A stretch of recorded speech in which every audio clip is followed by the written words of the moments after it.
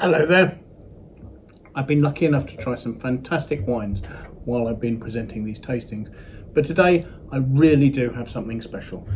This is a wine we've come across before, Sassicaia, but this is the 1985 vintage of this in a magnum, and this is a magnum that's come direct from the producer who very kindly gifted us this. So I really have to thank them for the privilege of trying this wine.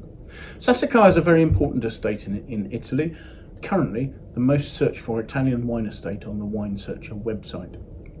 The estate was founded in the 1940s, but they didn't start commercialising their wines until the 1968 vintage. Prior to that, production had been distributed entirely to friends and family. The vineyards at Sassicaia are very special. The soils are stony, hence the name Sassicaia, translated field of stones, on limestone hillsides that are sheltered from cooling winds from the north, but whose exposure ensures good ripening, and whose altitude at up to 400 metres above sea level ensures that the wine still retains good freshness. But one of the things is that 1985 really was a defining vintage for Sassicaia.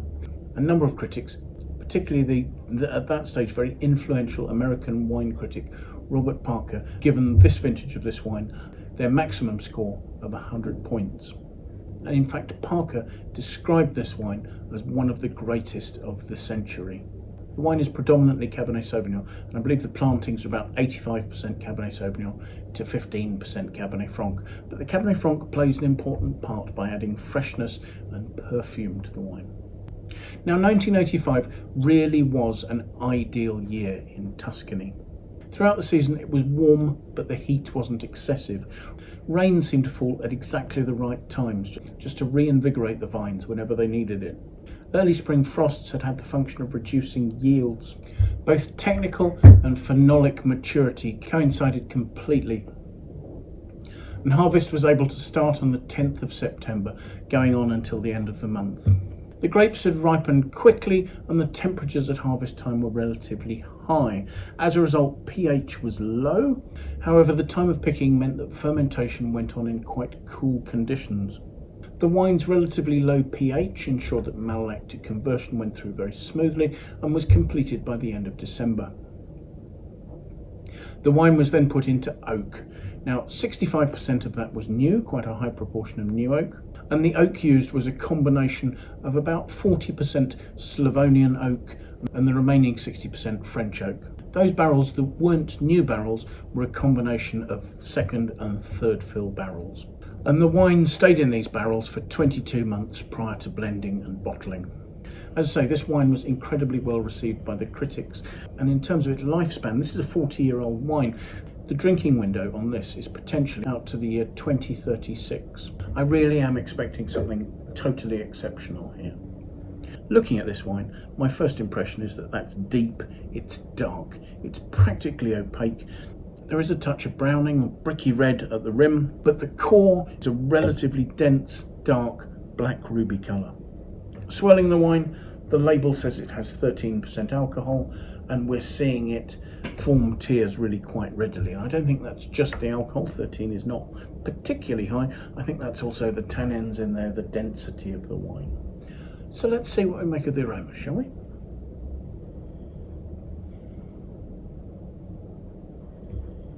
Gosh, there is something about that is undeniably Sassicaia in its aromas. The aromas are very savoury. It's almost a meatiness. Personally, I think of oyster mushrooms, perhaps with soy sauce. There's a real note of sort of savoury and umami. And the primary fruit really isn't showing. There are some high tone notes that might be sort of dried raisin fruit with touches of licorice. In there some warm sweet spice, but yes, meaty licorice, soy sauce. There really are quite prominent balsamic notes on this. So let's have a taste.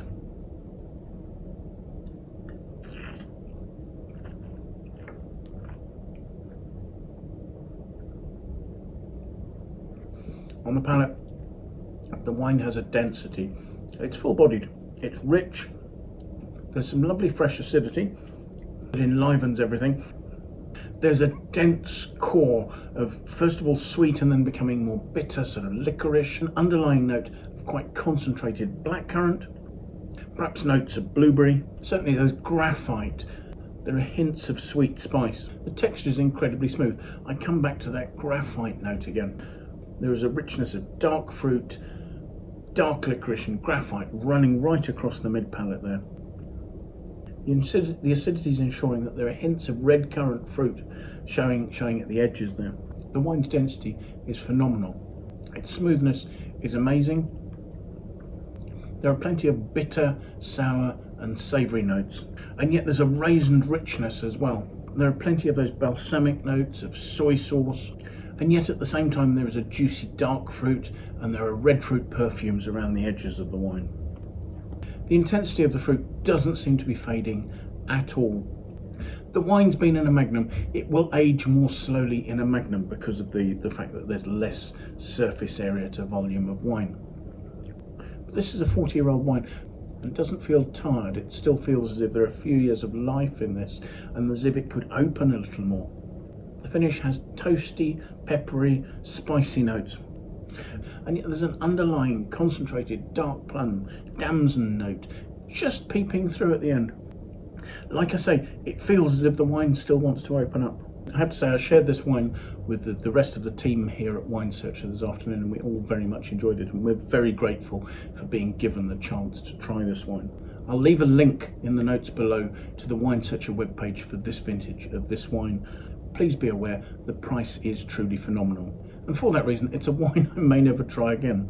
But I'm incredibly glad to have had the opportunity to do so, because it's a wine that truly displays the wonderful, unique character of Sassicaia with all these balsamic notes, the good acidity, the fine structure.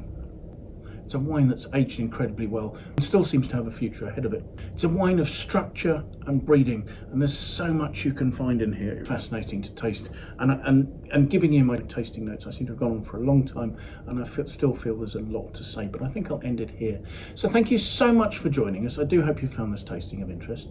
If you have enjoyed it, do please press the button to say you have. If you'd like to watch more of these tasting videos, it would be great if you'd sign up and subscribe to our channel. We'd really appreciate your support there.